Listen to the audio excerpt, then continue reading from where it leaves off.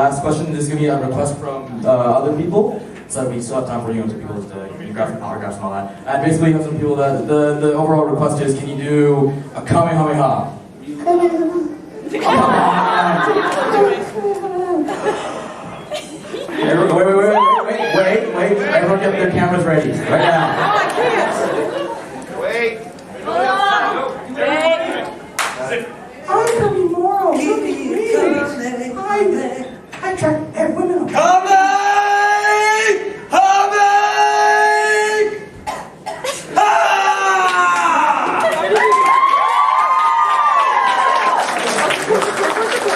And that was Kamehameha, brought to you by Goku and the Kames. Thank you, Kirby Morrow. Everyone, give Kirby Morrow a round of applause. And boom. All right, peace and blessings, everybody. It's your boy Ras Tien in the building, and today I have a very, very special guest with me. Now, this gentleman, well, first of all, he's related to someone who I talked about 4 weeks ago on my show. If you guys remember, I talked about a man named Kirby Morrow, who's one of the most prolific voice actors in the entertainment industry. He was a part of the Ocean dub, where he dubbed a lot of voices like noticeably Moroku from Inuyasha, your boy Cole from Ninjago, along with many others. Well, today in his place, I couldn't get him because he's deceased as of now. But in his place, we have the next best thing. We have his brother, Mr. Casey Morrow, all the way here from Calgary. All right, how you doing? How you doing, Mr. Morrow? I'm good, thanks. I'm good. Yeah, thank you. This is pretty cool. All right, that's good. Why don't you tell us a little about yourself? Tell us a little bit about your background. My background. So, I'm Casey, which is interesting because a lot of times I end up being, hey, this is Casey, Kirby's brother, because everybody knew Kirby and what an amazing guy he was. So we grew up in Jasper, a small town in Canada. There was about 4,000 people, so you knew everybody knew what was going on, and it was a great place to grow up, an amazing town with some super amazing people. And we really were fortunate to grow up there. From there, we had a pretty cool life. It was simple. My parents had very simple, basic jobs. My dad worked for the power company. My mom was a nurse, and we did what kids do in small towns. Hung out a lot, played hockey, lots of sports, and hung out with our friends. Spent a lot of time in the arcade, that kind of thing. So yeah, it was good. Now I currently live in Calgary. I have a beautiful wife, Lisa, phenomenal daughter, Taya, and we're just hanging out here. I do financial planning for a living, so I manage money and help people retire and all that kind of good stuff. And then this happened 4 weeks ago, actually 4 weeks ago yesterday. So my new full-time job is trying to do something special with what Kirby left us, because he was a super special guy. He was every day I get a note, every day I get a call, I get a direct message from somebody that was connected to him, either knew him personally or felt like they knew him personally because they knew his characters and they knew what he did. It's been pretty amazing, and it's been super helpful for my mom and myself and Taya and Lisa, and just helping us get through all of this. So we wanted to take what was a horrible situation and sort of bring Kirby's legacy forward and give back a little bit more. Really help some people understand that he. Did I lose you here? No, I'm still here. Okay. I lost video, but that's okay. That's okay. No, I heard what you said. Yeah. So yeah, I lost video, but we'll keep going. So Kirby's legacy was Kirby was a helper. He was a do anything for anybody kind of guy. If you needed a hand, you needed something done, Kirby was the guy, he just jump in, hey, here you go, what do you need? And he loved people and he loved an audience, and that's sort of what we wanted people to remember him for. We wanted to remember him as a great guy that helped a lot of people. Now, we know Kirby struggled. Those of us close to him know Kirby struggled. Most people didn't, and that was tough for him. So he was he was a beautiful person on the outside and hurting on the inside, which I think so many people are now. And we want to really try and use his name, use his fame a little bit to let everybody know that, hey, there's people out there that will be your audience. There's people that will listen. And if you're not feeling good about what's going on today, talk to someone. Find someone to talk to. That's the great thing about this day and age, where you can connect to somebody halfway around the world on a video screen. You can always find somebody that's going to listen, but you have to take the time to ask. You have to take the time to say, hey, I need some help, and it's not a bad thing. So that brings us to where we are today, trying to get that word out, trying to help some people, trying to, on the other side, we had so many people that wanted to do something to remember Kirby, to bring something to light or to life from his passing. And so we created a scholarship fund to help kids that want to go to acting school. So right now we're about halfway to our goal, and what we're hoping to do is every year provide 2 scholarships to students to go to post-secondary school that are taking theater school, like Kirby did at Mount Royal University. Okay, that's awesome. And again, I'm sorry for your loss, because when I heard about it, at first I was hoping it was one of those things to where it was like a prank. You know how some people will say, oh, this person died, and they find out it was a hoax. And I really was hoping that it would have been something like that. When I found out he died, that really crushed me, because in 2020 we've been losing a lot of people. Like we've been losing, we lost Chadwick Boseman, we lost Kobe Bryant, we lost, we lost a lot of people, man. Like 2020 has been like the year of the apocalypse. Yeah. And I still don't know to this day how your brother died. I mean, did they figure out how did he die exactly? How did he die? Great question. Kirby had a long struggle with mental illness. It's quite sad that the guy that was so dynamic and vibrant in front of an audience, when he was alone, he didn't like to be alone. He struggled with that and turned to alcohol. That was his go-to was, if he was alone, he was drinking. And he loved to drink with his buddies and his friends. And if you were at a bar with Kirby, you never paid for a drink for sure. He made sure everybody was having some fun. But he making me wish he was alive now. Yeah, no, absolutely not. He was a guy that would he would be on his own, and he didn't like that. He needed an audience. He always had to be in front of somebody.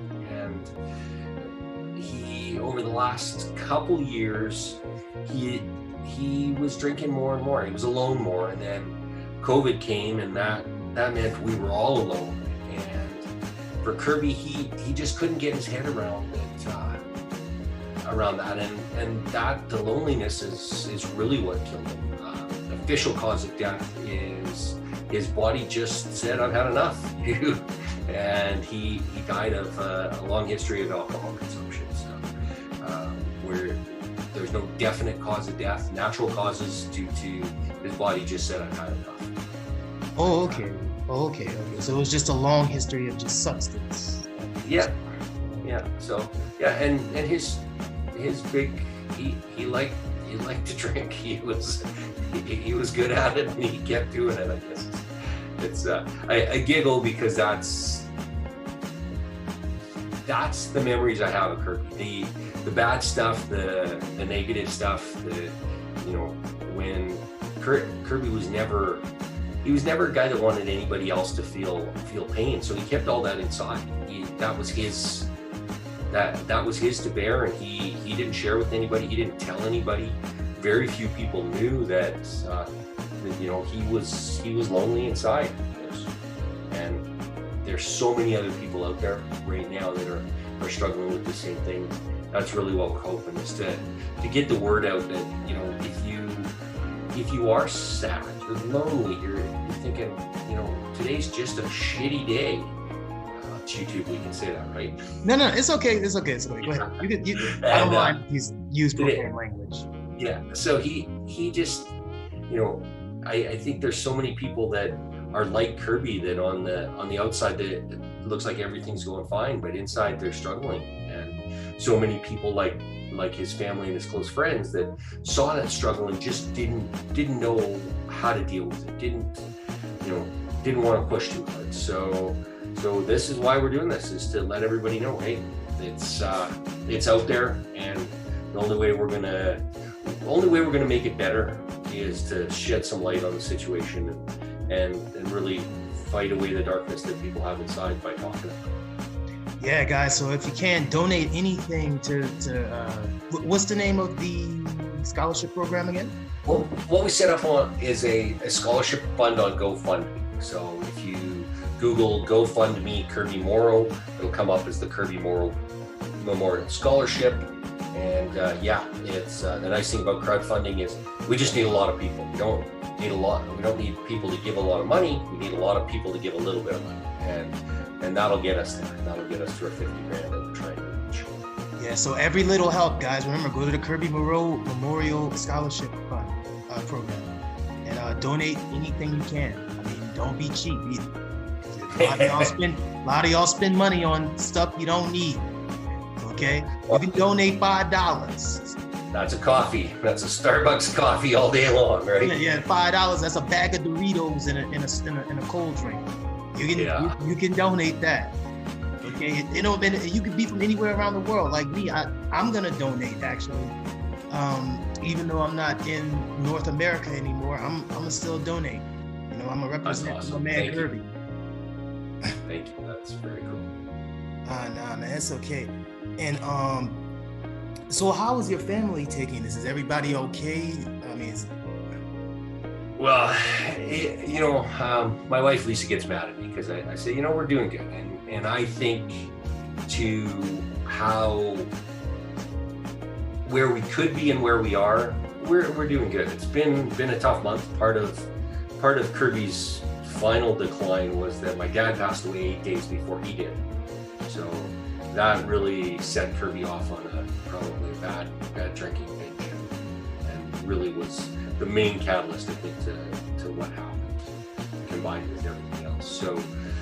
So it's my mom and myself, lots of great cousins, uncles, aunts that have been really helpful.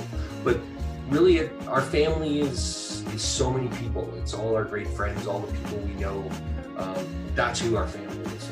They've been so supportive, and you can't get together and have a big celebration and hug lots of people right now, but just the phone calls, the notes, the messages, it's been pretty awesome to know we have that support, and the fans, the people like you who have reached out for no reason but, hey, I knew who this guy was, and I want to talk about how good he was, and that's amazing to know that Kirby touched so many people, and that it makes you feel good when somebody's passed away, and you have a big funeral and a bunch of people show up and you go, wow, people really like this guy.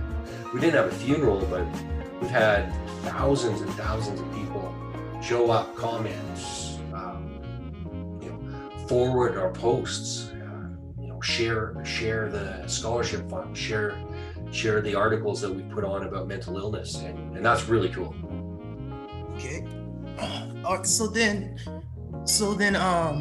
So you guys didn't bury him or cremate him yet, right? No, Kirby was cremated. Oh, he was? Yeah, he was cremated in Vancouver. Again, took a long time. Took almost 3 weeks for the autopsy and everything to happen, because Vancouver is suffering from horrible fentanyl problems right now, and it's so that delayed everything. But yeah, no, Kirby was cremated. We're more than likely gonna spread his ashes in Jasper, which is home. Maybe in Vancouver. We haven't decided that yet. I got to talk with my mom a bit more and just figure out, where's the best place to put him. I'm a little pissed off at him. I think I'm going to take him to the rival hometown that we hated and leave him right beside the local pulp mill so that he knows he messed up. But that's just Big Brother talking. So yeah, no, we'll find a nice home for him. Yeah, and look, one brother from another. I understand how it is to lose a sibling. Actually, 2 of my brothers were killed. So oh no, man. Yeah, they were older brothers too. Like one of them that was on my maternal side, my maternal older brother, he died instantly. He got shot in the back of the head. For I'm not afraid to say it, drug reasons. Yeah. And the other brother on my paternal side of the family, from what I heard, I think he might have stole from somebody's mom. They came and shot him up in his face. His face was really messed up, so he got cremated. Ooh. And so I understand. Like I really, to be honest, I really feel bad for my mom, because that was her firstborn son. That was her firstborn child ever. And I mean, so I understand how you feel, and I'm sorry for your loss too, because Kirby, I grew up listening to this guy. I remember I first started watching him when I was watching X-Men Evolution. That's how, when he played Cyclops.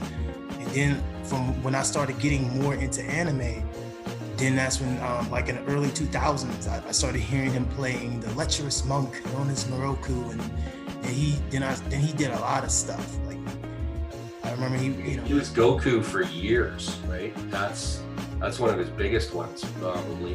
He was a Ninja Turtle. Yeah, the live action. Wasn't he Michelangelo?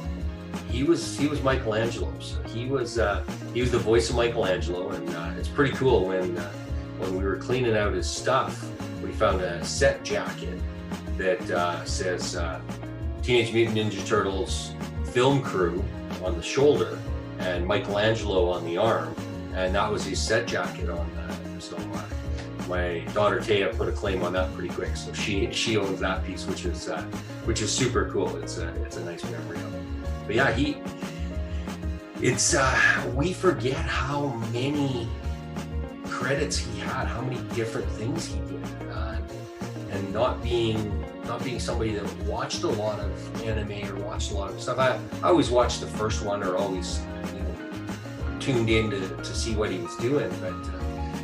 He Death Note, he did Gundam Wing, he did, I'm trying to think, there's so many.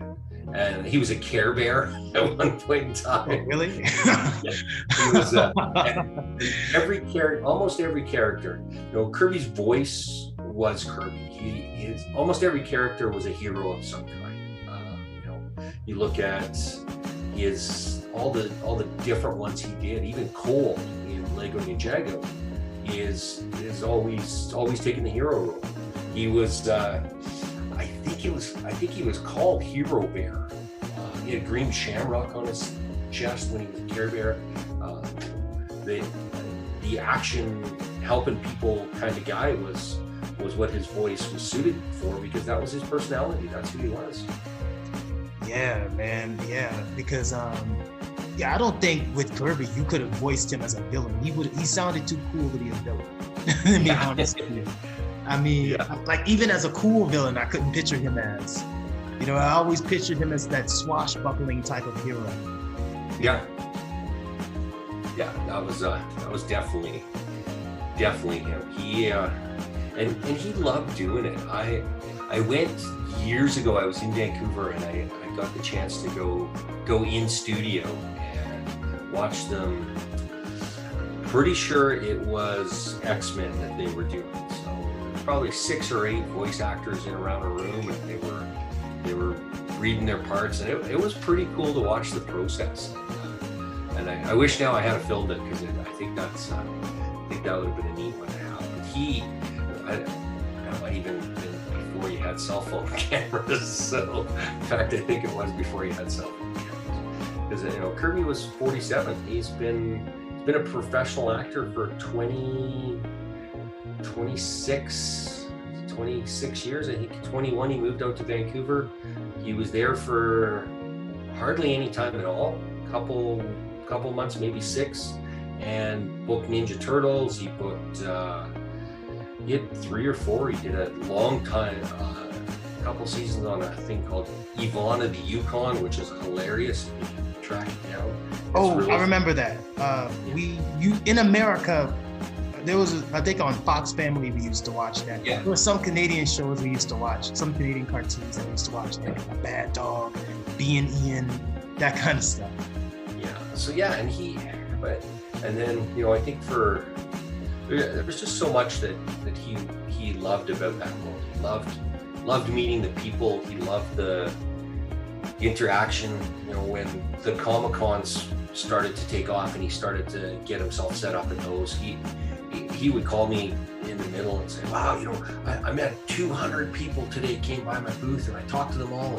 And he would send me pictures all day of all of these just random people that he met, all charactered up and stuff. And it was really cool. And you could just see that was what brought him the most joy in his life, was when he was around people that were his fans, people that had no reason to like him except for the work he did. And then once they got to know him, then everybody liked him. Yeah, it's pretty cool. Yeah. So, by the way, did you get a chance to look at the video I made in contribution to him? Yes, I'm gonna say yes, but I'm getting 2 or 3 contacts a day. I'm gonna go back and relook at it because I have no idea what it did, to be honest. Sorry, dude. Yeah, it's just I think you probably was too emotional to look at, but it was just me just talking about just making the news of who he was and. Oh yes. Yeah. Yeah. So yeah. I hope it was to your liking. It's funny because a lot of people have said the same thing. They said, "Oh, I posted something, or I wrote something, or I did something, and I hope it's okay." And anything creative that somebody does would have been okay for Kirk. He loved being creative, and he liked talking about himself too. So anybody wants to talk about him, I think he'd be okay with that. But yeah, no, I just so appreciate the work that people have done to keep his memory alive and to celebrate. It's amazing, and it really makes this a lot easier to look back and say, wow, this guy had a huge impact on people, and super sad that he's gone, and his memory is going to live for a long time. He's one of a very few people that has put work down on film and on tape that could possibly live forever. Most of us don't have that don't have that pleasure. So it's pretty cool. I'm mad at myself because I should have gotten to him when I had the chance. I could have reached out to him and spoken with him, but I didn't think that this was going to happen. And that's the thing, man. That's why I'm glad I talked with another voice. I just had an interview this past week with another voice actor from America, a guy from Funimation production. And I was telling him the same thing. Like, I want to connect with you guys because you never know when you guys are going to take that big sleep. You know what I mean? So yeah. I got to get you guys before you go. And the only Ocean dub actor I met, because it's a shame, I wanted to meet Kirby. He was one of the actors I wanted to meet, but I was blessed to meet Scott McNeil when I went to MechaCon in New Orleans. I know Scott. He did Wolverine in X-Men with Kirby. Yeah, he did Piccolo also with Kirby in Dragon Ball Z. Yes. And, he was he was a really nice guy, really, really nice guy. He's a riot. He's pretty funny. Oh yeah, man. He was and that's the thing, man. Like, you know, so I'm still reaching out to people like him, so I can connect with them, and also, when was the last time you talked to Kirby? A couple days before he passed,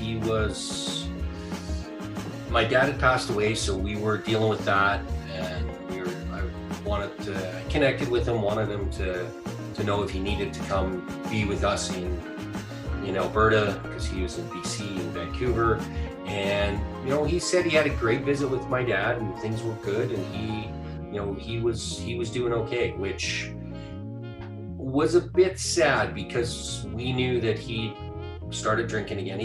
He'd done a good job. He'd been staying away from the booze for a while, and I think with my dad's death that sent him back into a bit of a spiral. So we knew he was struggling, and the same thing.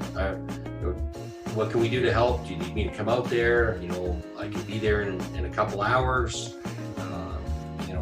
What can we do to help you? And Kirby's answer was, no, I'm fine. I got this. Don't worry about it. I got it. And there wasn't much you could do from that stage.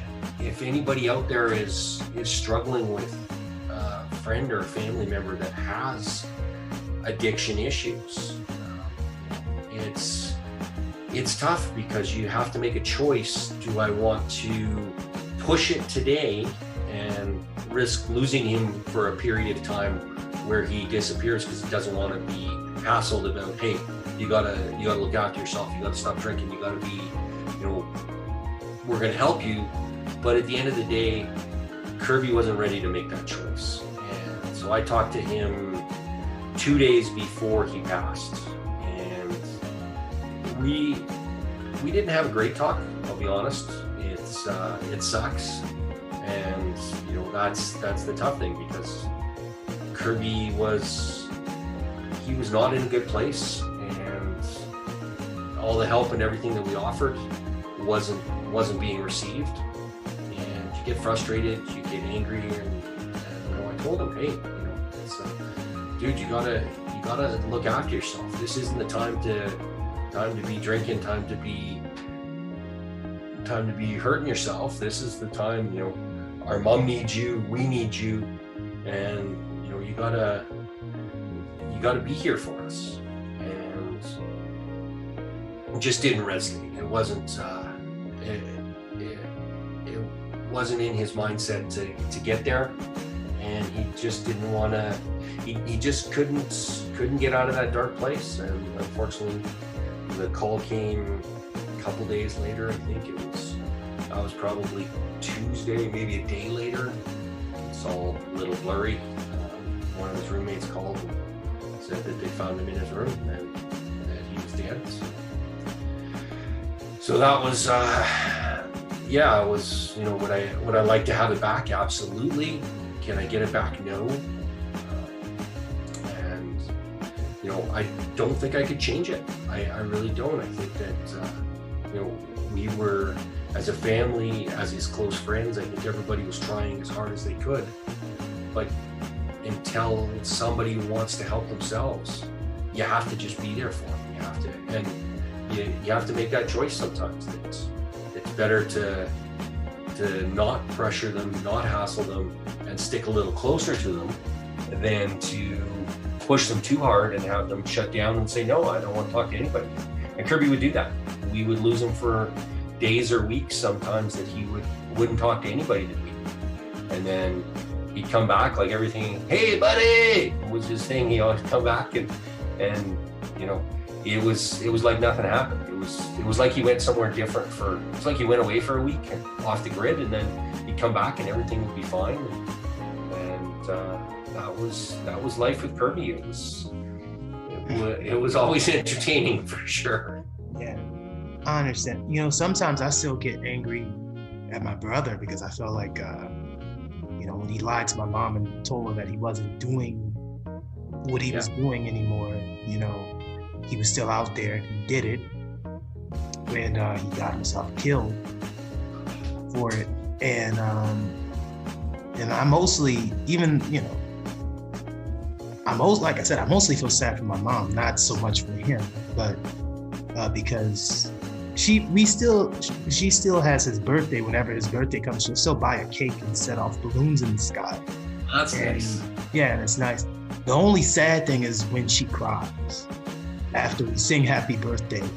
Like, she did that recently. They called, my younger brother called me on the phone and we sang happy birthday while they were in Texas. And you know, just seeing her cry like that, it hurt me. So so this is a lesson to you guys out there. You know, when that's why it's not good to use substances when you feel upset or you feel depressed, because you become codependent on them and then they become detrimental to your health. You know, and worst place to hide. It really is. You know, I'd be quite the hypocrite if I told people don't ever go out and have some fun.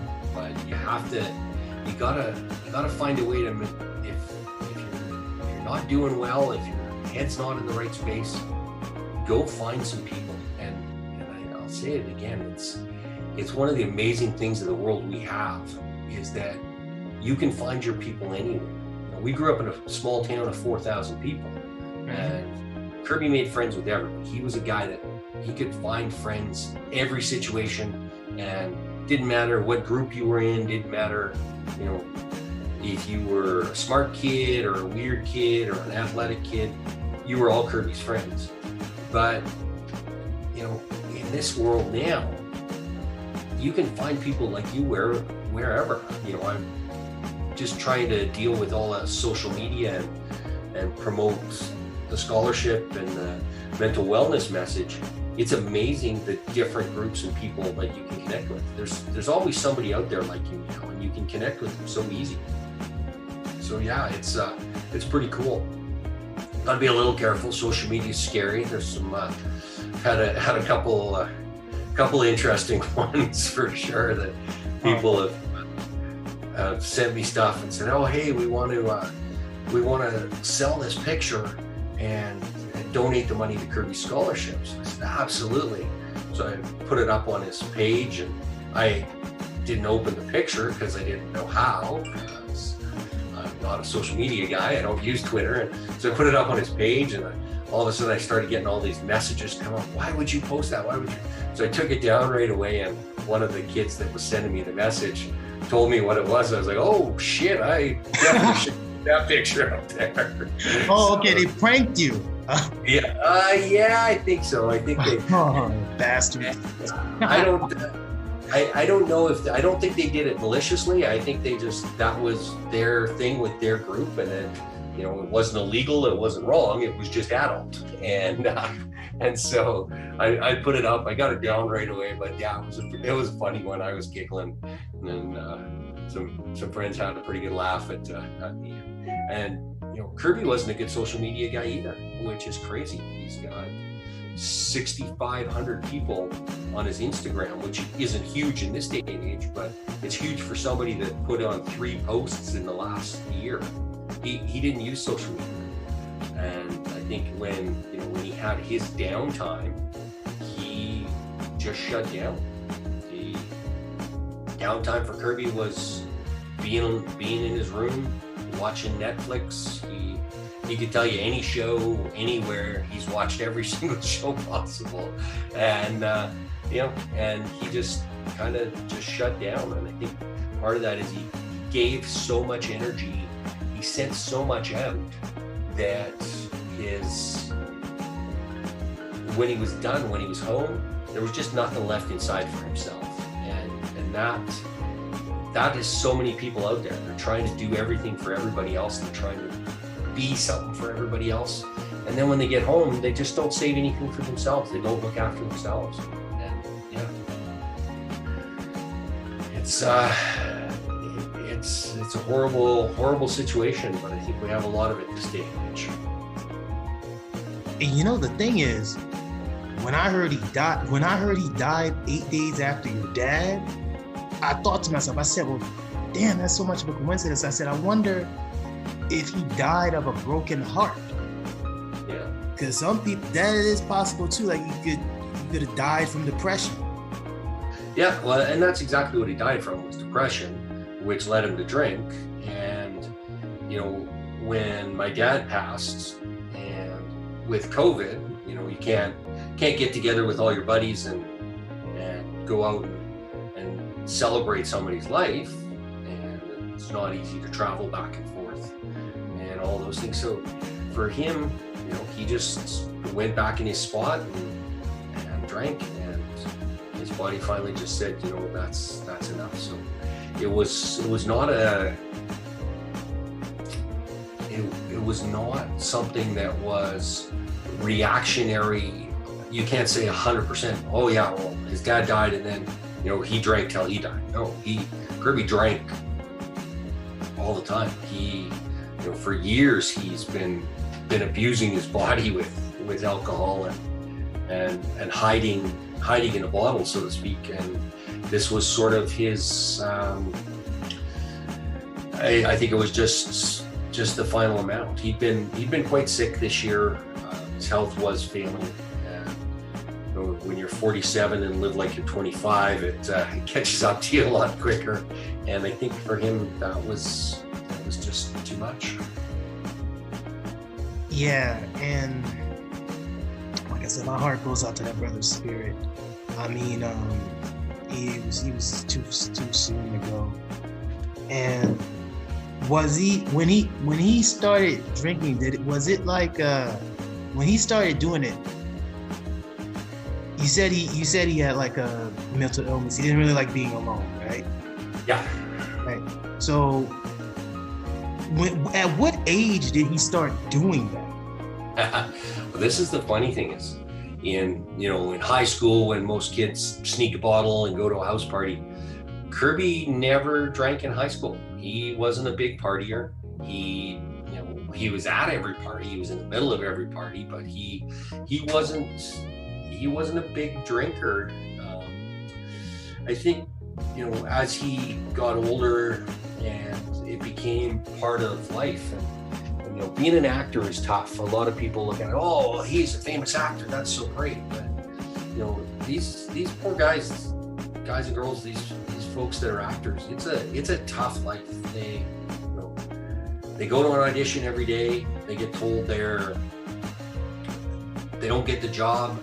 But unlike the rest of us, then when we lose a job or we lose it out on an interview, we didn't get it because we're not qualified.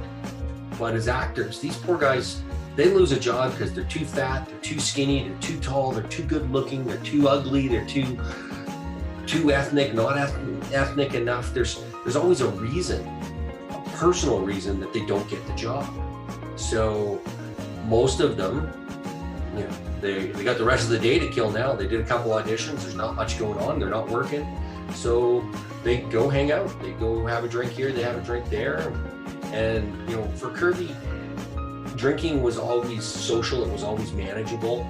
I think probably, yeah, I can put some time frames on when we started to notice that he wasn't, when he was alone and when he was dealing with us as close friends and family, that the drinking wasn't social, it wasn't funny. It was hurting him, and he would lash out at people, good friends for no reason. And I told a friend the other day, you know, that's how you know that Kirby cared about you and he loved you. If he got angry at you, he really cared about you, because the people that he just met or new people in his life, he never got angry with them. He saved that. Yeah, well, I shouldn't say saved it, but that was, he kept that from as many people as he could. But those that were closest, we saw that side of him. And it's been years that, you know, it's gotten worse. Probably the last 3 years, definitely gotten worse. And the different scenarios and triggers, you know, in his life, different things have happened. it's hard to put a time frame on it because again, he kept it so private. He kept it, tried to keep it hidden for so long. But in the last few years is where we really started to push and say, okay, this is enough. You need to get some help. We can't watch you do yourself like this. It's just horrible. It's killing you and it's killing us. And so, and many times Kirby was right on the doorstep. He was ready to go. He filled in the paperwork. He was going to a rehab. He was going to go to some meetings. He was going to try this.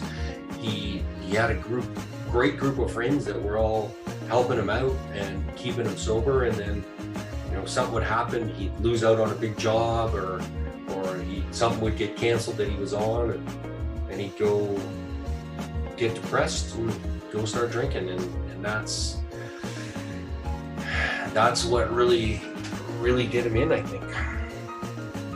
Yeah, I understand how that can feel because, when I used to work, I'm in Mongolia now, but when I used to work in China, it was, in Asia, it's really, it can be really stressful for you when you're a person like myself who's a Black person trying to get a teaching job, and and they tell you, even though you're an American, you got a degree. Well, we really want the white teacher, or you're dark skinned, or you got to be Obama Black. And I'm like, well, what the fuck is Obama Black?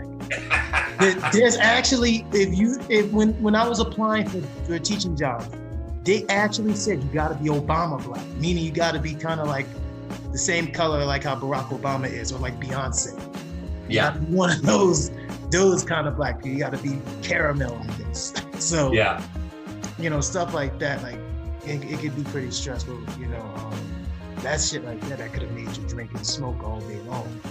Yeah. Especially if you're catching a subway that's like 40 minutes away just to do a 50-minute interview, and then when you go there, somebody tells you, they're interested when they hear your voice and they look at your resume, but then when they see you, they give you that strange look like they just saw an alien or some shit. Then they tell you, oh, we're not really hiring.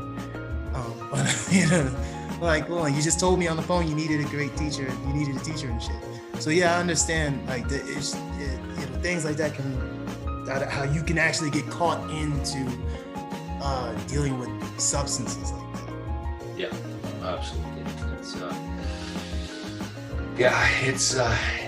It's a tough world, and that's why we need each other more and more, and why we need to talk about this. We need to share with people our experiences and get some stuff out of our heads and onto paper, onto the screen.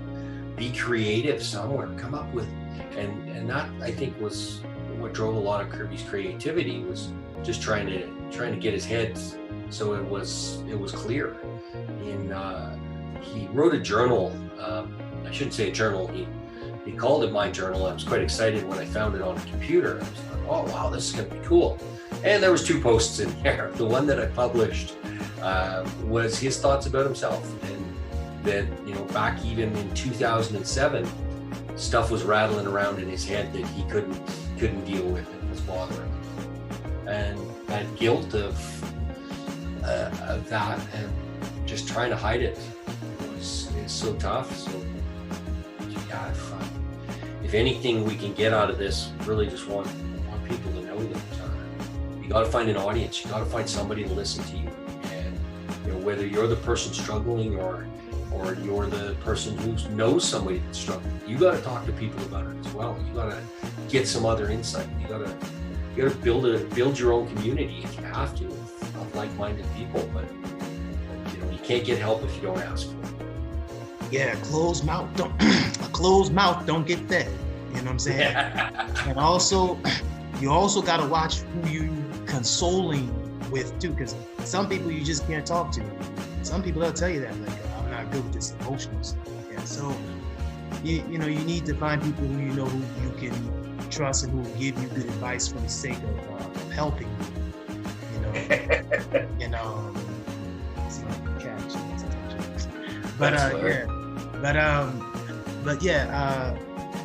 And it's sad because when you look at guys like Kirby, and that's the thing about people who are depressed, the people who look the happiest and smiling all the time, you never think these people have problems, but they're the main ones who do.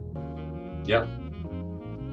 Yeah, no, absolutely. And that's so much there. So that's our story. That's what we're trying to do. And definitely if people can share that story, if they can talk about it, if they have the means to throw a little cash at the GoFundMe, that would be great.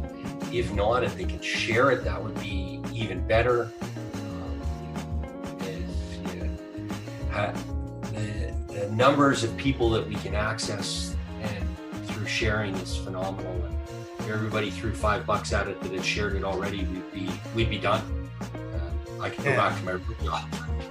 Yeah, well, don't you worry. I'm gonna make sure I share, and I'm gonna make sure I donate as well. So I'm gonna do both. Thanks, man. So remember, y'all, whatever you can, just make sure you donate. Help Kirby's family, save his legacy by donating to this cause, so that for the next generation, so we can create another Kirby Morrow. You know what I'm saying? So don't be cheap. Anything could help. Hell, even 50 cents will help. Well, maybe not that. I won't go that far, because then people might actually be cheap. And they might say, "Well, look, I donated a penny." Like, no. Hey, if 1 million people donate a penny, that's a lot of pennies. And that's the thing is, you look at all of the work Kirby did. His time on Stargate. He was Captain Dave Kleinman on Stargate Atlantis. Huge audience, worked with, some amazing folks, some of the biggest stars. Well, Jason Momoa, worked with Jason Momoa on Stargate for a whole year. I think they did that. They did that in Vancouver, right? Yeah. So they film a lot in Vancouver, and that's why there's such a big acting community there. He did a Hallmark movie. He did a bunch of Hallmark movies. Darrow and Darrow, Ring by Spring he was the lead in that, so he was the male lead in Ring by Spring, so he's got to be a Hallmark. So if we can tap into people that saw that and liked it, got a little joy out of it, say thanks by helping out preserve his legacy, would be awesome. Yes, that's right. And guys, that's all the time we have for today. And just remember, if you want to donate, or if you just want to share the page, just all you gotta do is just Google, just type in Kirby Morrow Memorial Scholarship Program. And like I said, whatever you can do is fine. Let's help his family out. You know what I'm saying? And Miss Casey, it's been a pleasure having you. And if there's anything we can do, or I can do, any more I can do, please don't hesitate to contact me. And even though Kirby's not here, I want to say, in this place, it's good that you came. And I'm happy, like I said earlier, I got the next best thing. You know what I'm saying? And like I said, we can do another show if you like to. Like, if you got something else going on related to Kirby, or whatever. As things happen, and we'll go from there for sure. But thank you so much for the platform and the time. It's been cool. If I get to Mongolia, we'll go have a beer for sure. Oh yeah, that's good. Hey, stick around for the show after the show. I'm gonna end it right now. Stick around for a bit. All right, y'all. It's been real. Love, peace, and coconut grease. I'll holla.